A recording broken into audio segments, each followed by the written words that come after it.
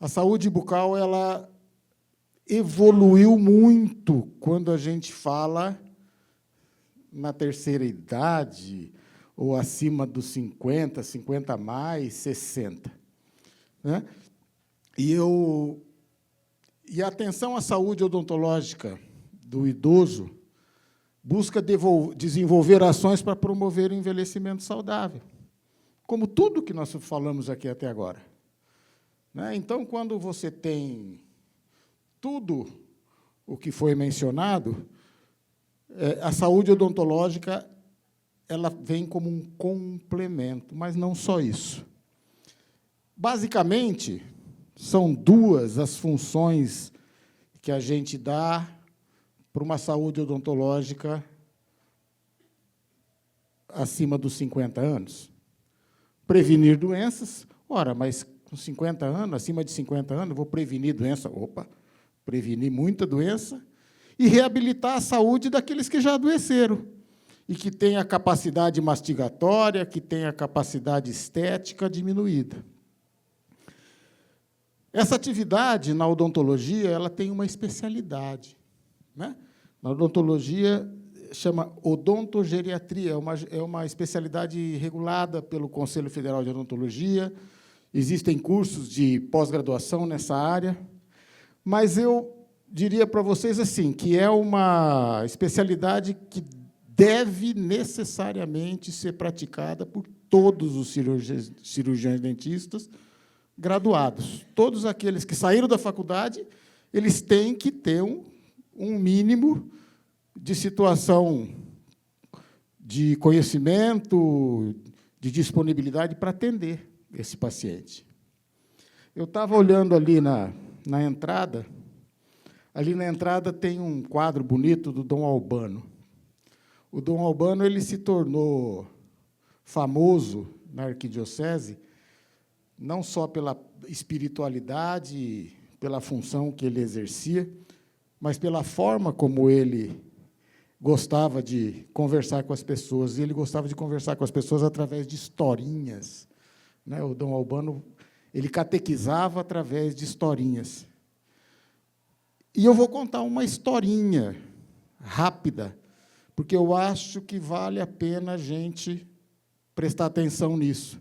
Até porque eu estou vendo aqui 2 ou 3 pessoas acima dos 70, o restante não deve ter acima de 70. E eu acho que é legal isso. Eu não tenho acima de 70, mas eu tenho 60. Então, eu estou nessa fase importante de entender o que mudou. Né? Porque o mundo mudou, as pessoas mudaram, as profissões mudaram, a odontologia mudou, e envelhecer dentro desse contexto mudou. Eu vou dar um exemplo muito simples de um marco de mudança que muito provavelmente mudou a realidade da nossa saúde, da nossa expectativa de saúde bucal, do que quem tem acima de 70 viveu, e nós que temos menos de 70 viveu. Em 1974, foi aprovada uma lei no Brasil que obriga, e passou a partir de então funcionar, né, por incrível que pareça, uma lei que funciona, mas que as companhias de saneamento básico e distribuição de água, tratamento, distribuição de água, são obrigados a inserir um percentual de partícula por milhão de flúor na água. Isso mudou radicalmente a nossa história. Somado a isso, não sei se vocês já tiveram notícias sobre isso, mas na década de 70 e na década de 80, se desenvolveu um trabalho no Brasil todo e no mundo a partir de um professor da Universidade Estadual de Londrina, professor Luiz Reinaldo de Figueiredo Walter, que falava e o Luiz Reinaldo ele trabalhou com muito empenho na educação de mães e recém-nascidos. Hoje existe na saúde pública, existe nos postos de saúde a tal da bebê clínica. A universidade tem a bebê clínica, o Brasil tem a bebê clínica, e o professor Luiz Reinaldo, com a sua equipe, levou esse conceito de bebê clínica para o mundo inteiro. Opa! É mais uma mudança. Por quê? Porque, a partir do momento em que a gente desenvolve consciência, desenvolve conhecimento, nós mudamos realidades. Então,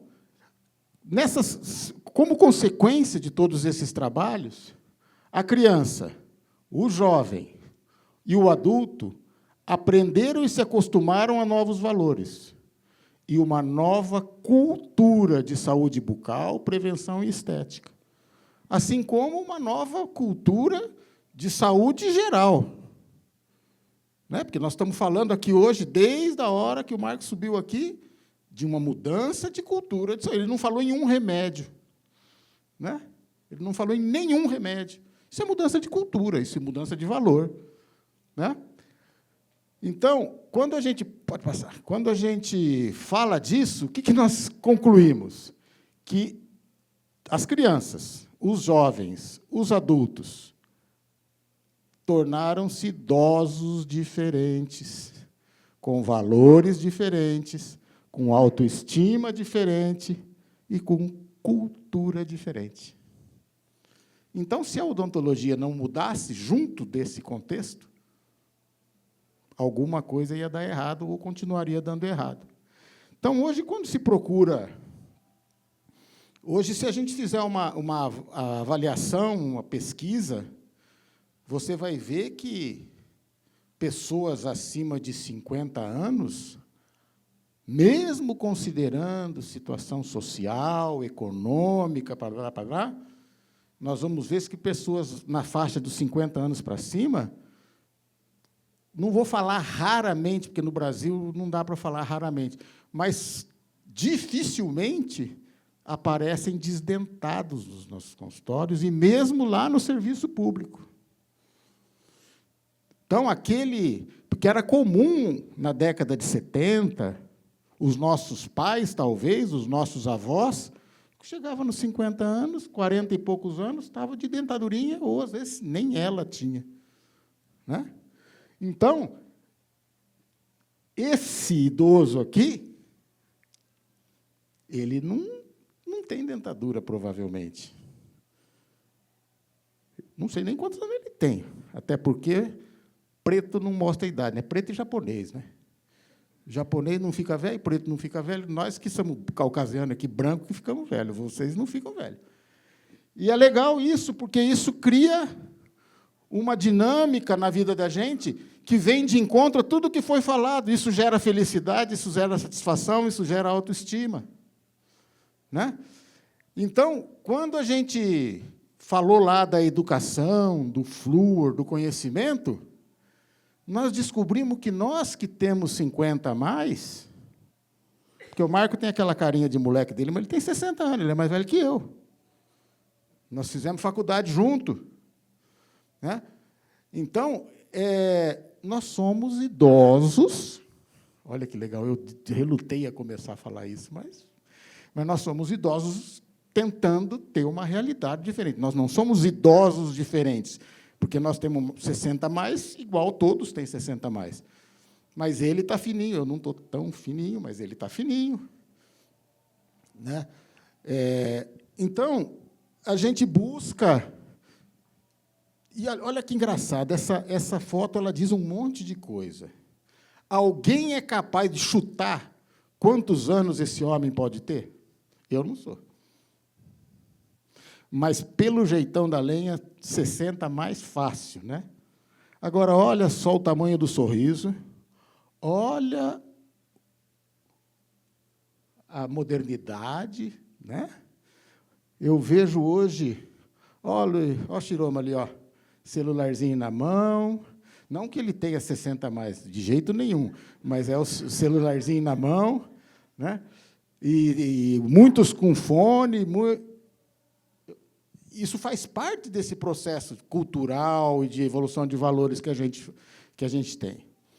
Diante disso, a odontologia também mudou como ciência, como profissão e como uma indispensável ferramenta de promoção de saúde física, funcional, estética e o que nós já falamos tanto hoje aqui, né? Emocional e social. Né? Pode passar.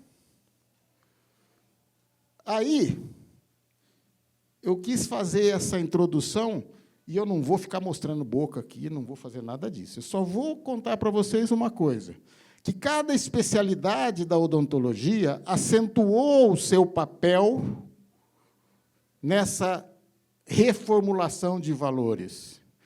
Por exemplo, periodontia. O que é periodontia? Periodontia é uma especialidade da odontologia que cuida de tudo que tem em volta do dente. O que tem em volta do dente? Osso e gengiva. A maioria dos 50 a mais que perderam dente até ontem, perderam o dente por problema de osso e gengiva. Claro, houve a fase da cárie, mas osso e gengiva, por causa das mudanças que nós temos na nossa vida.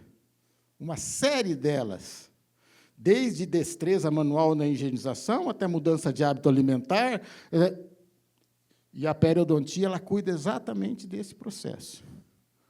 A dentística. O que é dentística? Dentística é a especialidade da odontologia que cuida das bituração, as restaurações. Até o nome mudou, né? Antigamente se falava em obturar. O que você obtura? Você obtura buraco, você fecha buraco. Hoje nós falamos de restaurar, porque eu não quero fechar buraco, eu quero devolver àquela estrutura o mais próximo possível do original dela, seja em forma, tamanho, cor. E aí vem todos os recursos do mundo. Mas, olha que interessante, a nossa geração, a nossa fase 40+, ela tem muito mais problema de gengiva do que de cárie. Quem tem mais de 40 anos passa a ter menos problemas de cárie. Por quê? Os hábitos alimentares, normalmente, estão muito mais consolidados. Nós não comemos mais aquele doce desenfreado. A nossa consciência de higienização é diferente. O metabolismo nosso muda, então, o nível de acidez da mucosa bucal muda, os micro-organismos da mucosa bucal muda, da cavidade bucal muda. E, pasmem os que não sabem, não existe nem 1 milímetro de corpo humano mais sujo do que a cavidade bucal. Nem intestino, nem estômago, nem reto, nem ânus, nem pé. Nada é mais sujo do que a cavidade bucal. Se você fizer uma coleta de micro-organismos, colocar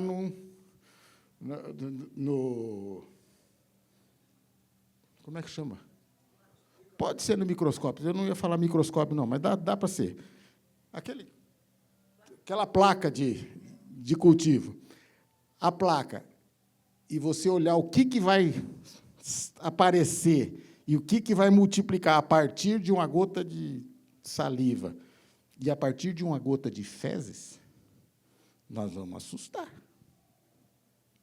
Só que toda a ferramenta do sistema estomatognático, que nós chamamos, que é o que vem do esôfago para cima, todas as ferramentas do suco gástrico, fígado, que devolvem alguma coisa, a parte de acidez, a microflora que nós temos, elas jogam a favor desse time. Então, tem bicho para caramba, mas tem recurso para caramba para lidar com esses bichos. E, na quantidade certa, esses bichos eles convivem ali, é que nem a natureza. Se você sumir com os tamanduá, o que vai aumentar? Formiga. Né? E é assim, e na boca é assim. Então, se você some com algumas coisas, você aumenta outras e você cria alguns problemas maiores. A cirurgia. A cirurgia ela é uma especialidade que ela é muito mais de recuperação estrutural, né, do que qualquer outra coisa. Então, ela impacta muito pouco na fase da vida. Mas, se nós pensarmos em cirurgia, aquela que extrai dente, ela também evoluiu, porque hoje a odontologia é muito mais conservadora do que era 50, 60 anos atrás. Próteses. Hoje nós temos variedades inúmeras de próteses, de materiais, estruturas, tudo muito diferente, que dá uma qualidade de vida muito maior. Não preciso nem falar dos implantes. Eu sou especialista em prótese, e quando chega uma pessoa idosa no meu consultório, ou jovem no meu consultório, que eu olho e que eu vejo que a parte de baixo, por exemplo, a mandíbula, não tem dente, sabe o que eu faço? Eu mando para o meu amigo.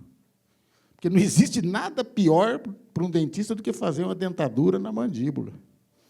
E quem usa ou usou sabe do que eu estou falando. Não para, machuca, pula. Na maxila até que funciona um pouco mais, mas na mandíbula, então, os implantes eles vieram salvar a vida dessa gente, né? 2 parafusinhos na mandíbula. Eu falo que o implante, para ser bem simples, o que ele é?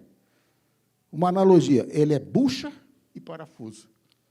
O implante é a bucha, que colocada no lugar certo, da forma certa, na estrutura certa, no momento certo, vai te dar uma qualidade enorme de vida. Ela vem também, o implante veio resolver um monte de coisa. Antigamente, você perdia um dente, por exemplo, você tinha que mexer em um monte de dente em volta para fixar um outro dente ali, ou pôr uma ponte móvel cheia de grampo. Hoje, não. Hoje, você perdeu um dentinho num acidente, seja o que for, você vai lá, põe um implantezinho, resolve, só ele que resolveu. Endodontia, tratamento de canal. Antigamente, e quando eu falo antigamente, eu falo há 30 anos atrás, né?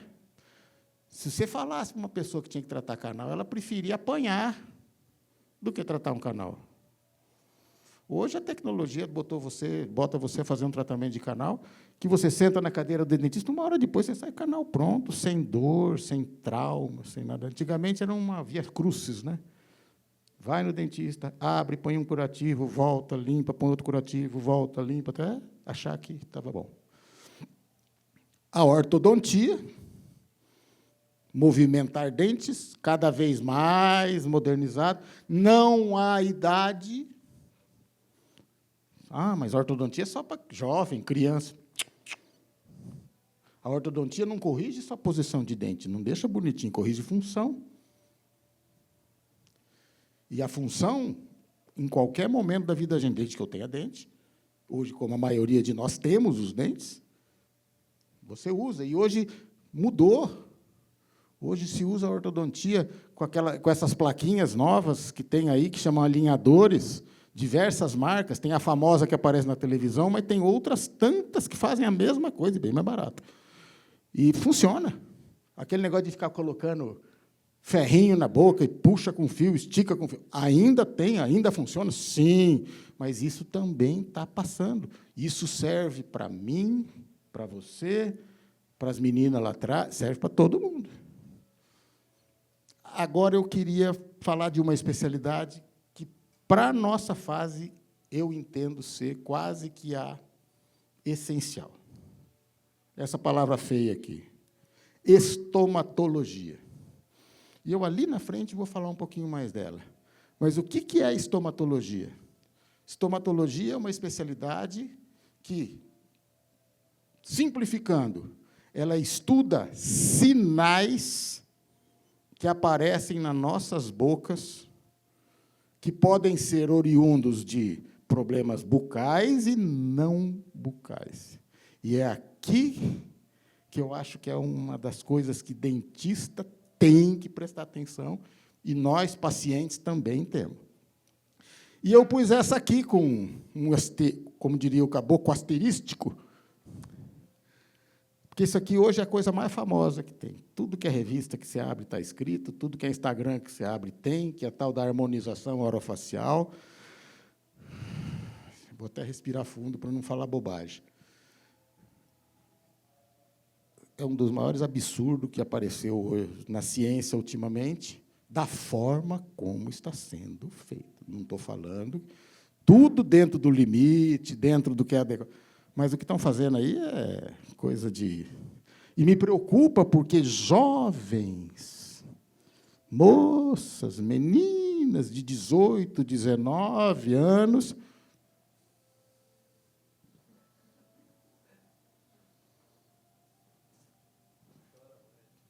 Eu quero ver quando essa gente tiver 50, 60, 70 anos, o que vai acontecer. Né? O que vai acontecer? Eu quero esperar. Porque, na ciência, na medicina, e a odontologia ela é característica disso. Tudo, de primeiro momento, é ótimo. O implante, no primeiro momento, só tinha resultado bom, depois de 10 anos já não é tão bom, depois de 20 já pode não ser tão bom, e aí você começa a selecionar o que você faz. As facetas, os branqueamentos, tudo tem hora, tempo, indicação. E bom senso. Eu sou um cara de 60 anos, o senhor é um senhor de 76 anos, se eu não me engano. O senhor acha que combina o senhor ir num dentista e botar um monte de coisinha branquinha, retinha, tudo isso com o senhor? Não. E não combina com as senhoritas aí do fundo também, viu? Vocês acham que combina, mas não combina. Então, o padrão Rede Globo, cuida.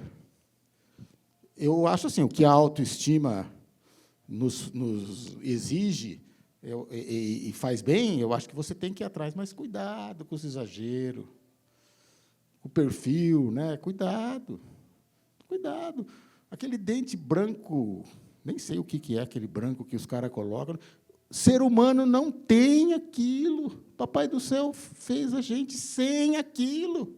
Ah, mas o negão que você mostrou ali atrás, ele tem o dente branco. Não, ele tem a pele escura. E aí o contraste faz de conta que o cliente é branco, mas não é branco.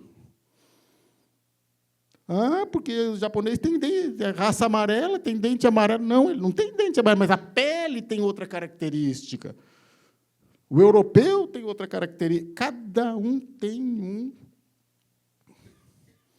Então, é questão de cuidado. Por isso que a harmonização ela é bonita, a autoestima é muito boa, seja para homem, seja para mulher, mas é com limite. Não vamos exagerar, não, eu vou ser assim, bem chato, não vamos fazer papel de ridículo aí fora, né? Porque tem gente fazendo, né? Em todos os níveis. Próximo, por favor. E aqui eu vou, para a gente não ficar esticando muito, eu vou direto a são dois slides sequentes, algumas dicas de orientação que passa por essas especialidades que eu falei para vocês. Higiene. Tem duas coisas que limpam a boca: escova e fio dental. Tá? Isso seja para criança. Não, para criança pode ser a ponta da fralda.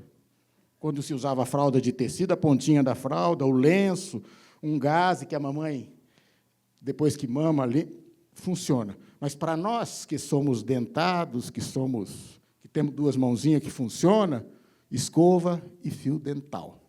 A pasta, perfume, bonito, pode usar, ajuda numa coisa ou na outra. Todas essas pastas de dente, eu estou falando pastas de dente, que prometem que clareiam, que é mentira, nenhuma delas faz nada disso. Existem produtos que não são pasta de dentes comerciais, que são produtos específicos para clareamento, numa concentração mais alta daquele produto específico do clareamento, que você tem que buscar em lugares específicos. Mas essa pasta de dente que fala assim, carvão ativo, o que ela faz? Além de ser bacana, porque ela fala que tem carvão ativo e ela é preta, né? Aí você põe na boca, nossa, fica branquinho, quando você limpa, fica branquinho. Olha que interessante. Não é? É mentira minha? Mas o carvão ativo, as pastas que têm peróxido de carbamida, que é o agente clareador mais comum, nessas pastas ela tem uma concentraçãozinha muito pequena, 0,12%, a maioria, que é o que a Anvisa normalmente autoriza, mas isso não promove clareamento. Se você tiver isso em uso contínuo, e se você já fez um clareamento, você pode prolongar a durabilidade desse processo. Mas você gastar dinheiro achando que você vai comprar uma pasta dessa, que é mais cara, para você clarear o seu dente, não vai. Tá? E quando a gente, ainda falando de higiene bucal, nós temos que lembrar que, conforme o nosso tempo vai passando, aquela escadinha, né, que a gente fez aqui, que o Marcos pôs, nós vamos perdendo algumas habilidades. Natural. E, para isso, nós temos escovas elétricas que auxiliam muito a higienização própria. Crianças usam escovas elétricas, hoje tem escovinha elétrica baratinha, que a criança põe, aquilo roda na boquinha, é muito legal. E nós, depois, mais velhos, quando a gente não consegue mais, ou para nós usarmos, ou para quem cuida da gente usar na gente. Tem mal nenhum. Então, hoje existem essas ferramentas que estão à disposição e não são caras. Não são caras, né? Cuidados com próteses e restaurações, isso aqui também chama muito atenção. Quem usa prótese, qualquer tipo dela, fixa, móvel, quem tem dentes restaurados, que os 40 a mais, quase todos têm. Os 40 a menos eu já não posso falar, porque hoje isso está sumindo. Restauração de dente está desaparecendo do consultório. Por causa daquela historinha que eu contei lá atrás, aquele bendito do Luiz Walter acabou com a profissão da gente, não dá nem para biturar dente mais. Mas prestar muita atenção, porque uma lasca num dente, uma restauração quebrada, uma prótese mal adaptada, uma prótese com interferência, ela causa traumas e lesões na boca da gente, e isso precisa ser avaliado. Saburra lingual. Vocês sabem o que é saburra lingual? Saburra lingual é aquele, entre aspas, que é a sujeira que fica no dorso da língua, varia de pessoa para pessoa. Tem gente que tem mais tendência, por quê? Tem gente que tem língua pilosa, ou seja, tem mais pelo na língua. Tem gente que tem língua mais acidentada, com fissuras, natural. E essa saburra precisa ser tirada. Tira com o quê? Com a escova. Pega a escovinha de dente, escove a língua. Você vai ver que o gosto das coisas fica diferente, né? A aparência fica outra, o cheirinho melhora, né? Natural. E a saburra ela pode acontecer por causa desse outro fenômeno, com a diminuição de saliva. Também é natural que, com o processo nosso de envelhecimento, a saliva diminua por inúmeros fatores, que eu nem vou pontuar aqui. Mas a boca seca ela gera dificuldade na fala, na deglutição, na respiração. E a gente tem recursos para isso. Você vai numa farmácia qualquer, tem um sprayzinho que chama saliva artificial. Na torneira tem um outro negócio que chama água. Hoje virou moda, né? Hoje eu vi pouco aqui, mas hoje é difícil você ver uma pessoa que não tem uma garrafinha, que não tem esses negócios aí para carregar água, né? Então, a salivação é muito importante. Próximo. A cavidade bucal nos diz muita coisa. Muita coisa. Além de nos dizer, verbalizando, lesão de tecido mole, manchas, hiperplasias, traumas. Essas lesões elas precisam ser identificadas, diagnosticadas e, se necessário, tratadas. E aí eu volto para aquilo que eu falei de quem usa algum tipo de prótese, quem tem algum tipo de restauração, está sempre observando isso. Alterações gengivais, somado às alterações de tecido mole. Essas alterações gengivais, somadas às alterações de tecido mole, ela pode ter causa medicamentosa. Porque você pode tomar medicamentos que alteram as mucosas, alteram os tecidos moles. Hormonais, né? A alteração de hormônio, que também na vida da gente é natural, tem hora que você tem mais hormônio de uma coisa. A mulher, na época, por exemplo, da pré-menstrual, Dependendo, tem mulher que é tão sensível no ciclo ovulatório, ciclo menstrual, que quando ela está na pré-menstruação, a gengiva vira uma flor de inchada. Começa a sangrar. Quando passa, some com a mão, como se fosse... Aí, 25, 30 dias depois, outra vez. Tem um remédio para isso. Escova. Escova macia. Escova. Ah, mas vai sangrar. Escova. Não deixe de escovar. Ou procura o profissional para te orientar diferente. Endocrinológicas, alterações endocrinológicas causam lesões em tecidos moles e gengivais, principalmente diabetes. A diabetes dá sinais na boca do jeito que você quiser. Ela incha a gengiva, inflama, sangra,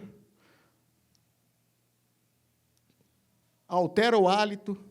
A pessoa diabética, principalmente que tem a diabetes mal controlada, ela tem o hálito que a gente chama de cetônico, por causa do metabolismo. Então, você chega perto dela, você fala, opa, tem alguma coisa que não está... É um cheiro de acetona mesmo. Né? Etílico. O hálito etílico não é para mim, aquele que é para você chegar para o marido ou para a mulher e falar assim, você tomou uma. Claro, isso também. Mas, quando a pessoa tem consumo repetitivo, quando tem dependência, quando o fígado começa a alterar, o rim começa a alterar, o bafão aparece. Hálito necrótico. Quantas vezes, gente, você chega perto de uma pessoa e você tem vontade de falar assim, Jesus. Isso dá um sinal claro de que tem alguma coisa, ou na própria boca, que pode ser uma gengiva infeccionada, um tecido mole necrosado, ou faringe, ou amígdala. Né? Criança que tem amidalite direto, quando a criança está com amidalite, se ela abrir a boquinha perto da gente, você tem vontade de sair correndo. É mentira? Não é. Então, a boca nos diz um monte de coisa. A gente podia passar uma tarde aqui falando só sobre isso aqui. Então, o que eu tinha preparado para a gente conversar é mais ou menos isso, no sentido de chamar a atenção para isso. Né? Por isso que eu achei legal os mais jovens um pouquinho aqui dentro, porque esses mais jovens podem ser mais jovens, pode ser mais jovem, pode ser mais jovem. E nós estamos chegando ali nos 50, nos 60, e essas observações, elas são fundamentais. E eu quero encerrar assim. Esses são meus pais, e esse é o meu sogro e minha sogra. Todos 80 a mais. Mamãe, essa semana, domingo. Todos 80 a mais. E todos com muita saúde, todos caminhando individualmente, sozinhos. Precisa, lógico, a gente tem que estar mais perto um pouco, é assim mesmo. Mas, se eles chegaram lá, a gente pode. O meu pai nunca abriu mão de jogar futebol até os 70 anos. Depois dos 70, passou a caminhar no zerão, fazer não sei o quê. A minha mãe, não vou nem falar, eu já vi que tem gente que conhece ela ali, a minha mãe tem rodinha no pé.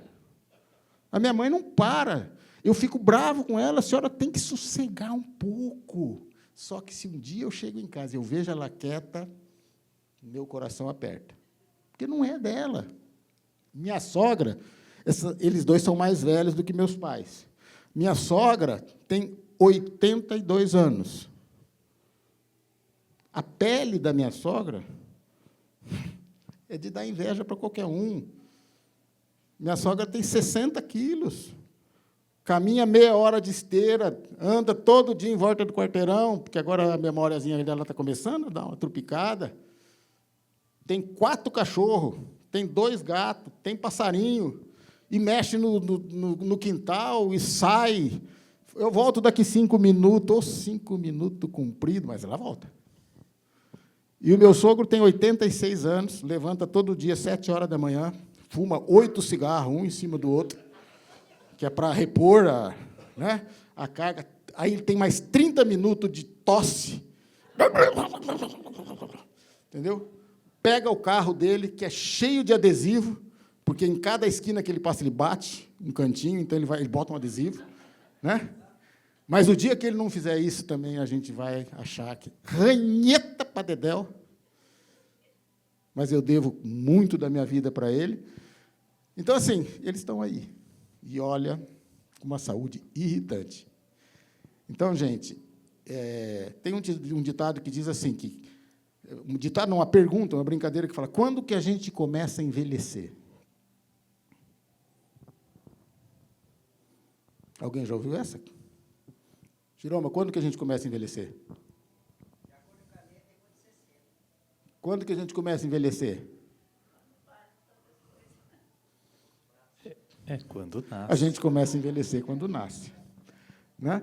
Então, a partir do momento que a gente nasce, a tendência da gente... E cada vez a gente tem uma mania, a gente quer envelhecer mais e melhor.